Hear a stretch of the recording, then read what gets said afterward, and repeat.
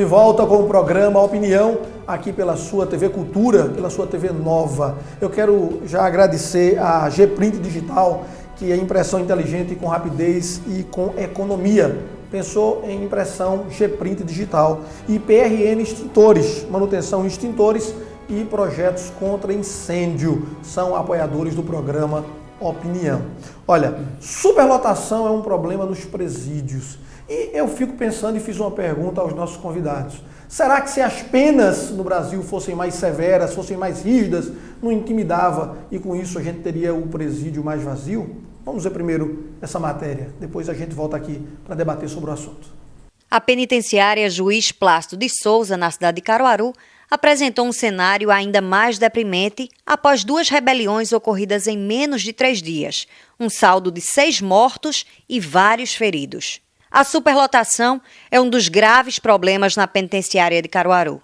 O presídio tem a capacidade para 380 detentos. No entanto, na ocasião, haviam 1.922 presos na unidade, o que configura um número 5 vezes maior do que a capacidade permitida. Cenas chocantes e lamentáveis foram veiculadas nas redes sociais no momento da rebelião. Celas incendiadas, detentos mortos, pavilhões completamente destruídos. A equipe do Corpo de Bombeiros teve dificuldade para conter o incêndio. Os presos ateavam fogo em vários materiais. Dessa forma, ficam os questionamentos. Quais seriam as alternativas para solucionar o problema que só se agrava? Seria a construção de novos presídios, o livramento condicional de presos ou a privatização do sistema prisional que continua em excesso? Não sei também, uma ideia talvez a gente jogar aqui também no bolo aí, que é a privatização do sistema prisional que acontece em muitos países.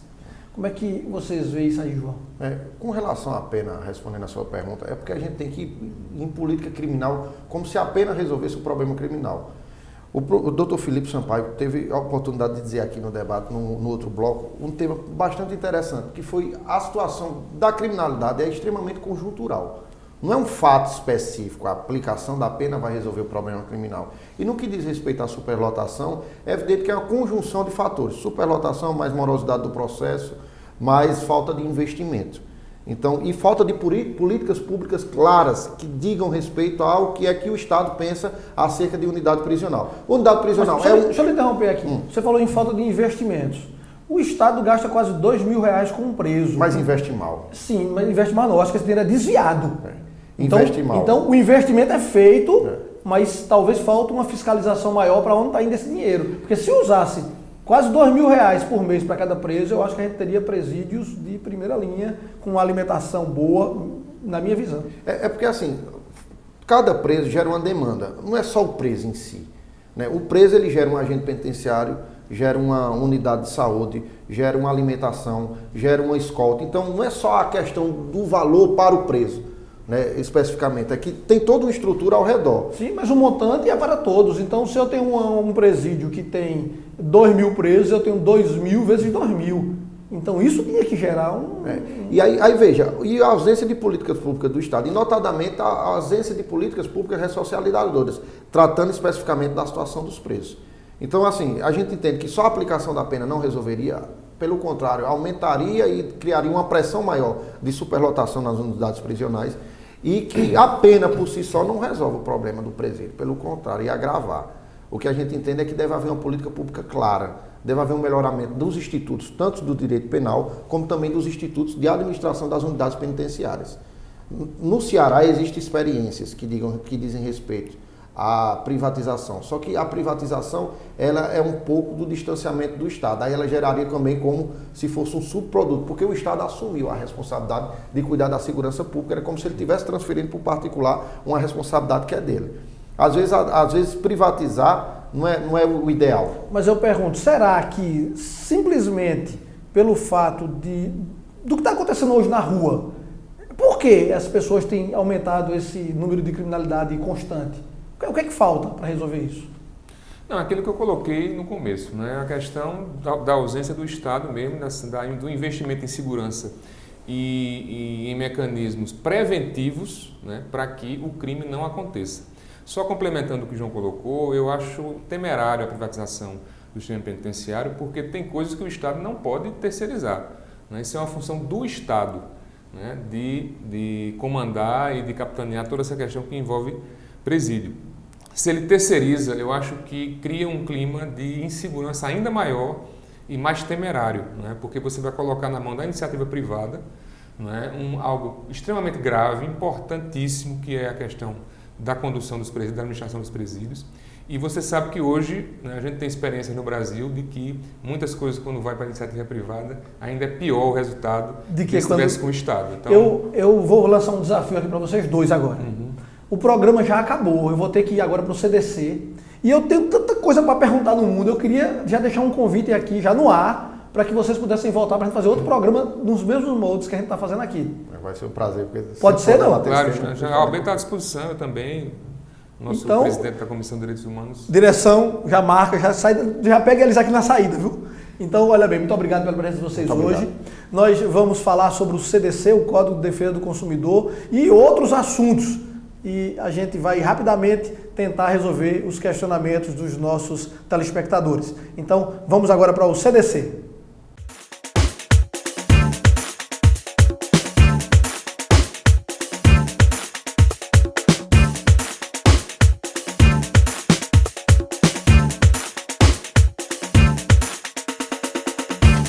Bem, Camila, primeiro bom dia, seja bem-vinda.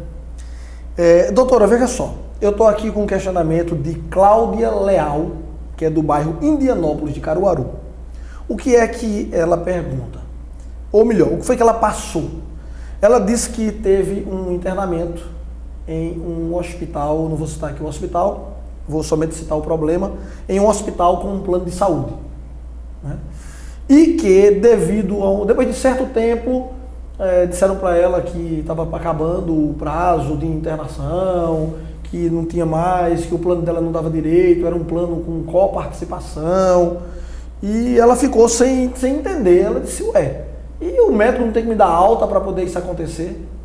A pergunta dela é, eles podem fazer isso, proibir, suspender de repente a pessoa que está internada, que está cuidando da saúde, simplesmente porque venceu o prazo, o tempo? É assim que funciona? Como é isso? Primeiro que quando você dá entrada no hospital para fazer qualquer tratamento, certo?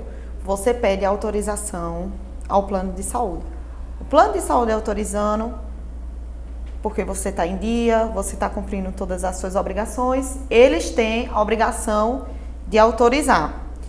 Então, você já lá internado, você não pode interromper um tratamento médico, você não pode interromper uma internação médica simplesmente porque o plano de saúde diz que você só pode ficar 10 dias internado.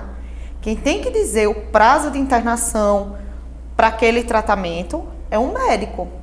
Plano de saúde não é médico, certo? Então, vamos lá, ela está com um problema de saúde e o médico não deu previsão de alta a ela.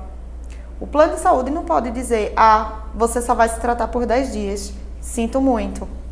Não. É meio estranho. Surreal. Ela não disse aqui o que aconteceu, se saiu, se ficou, se não ficou, mas eu achei absurdo. É surreal, mas é comum, viu? É comum? É comum. A gente está vendo bastante, inclusive com UTI móvel, né? Não tem UTI residencial, desculpa, que você tem um ente que está no hospital, está na UTI há muito tempo, você sabe que ele não tem uma boa chance de recuperação, você quer levar ele para casa. Aí o plano de saúde não cobre, né? Uma UTI residencial, com todos os equipamentos, com enfermeira, tudinho.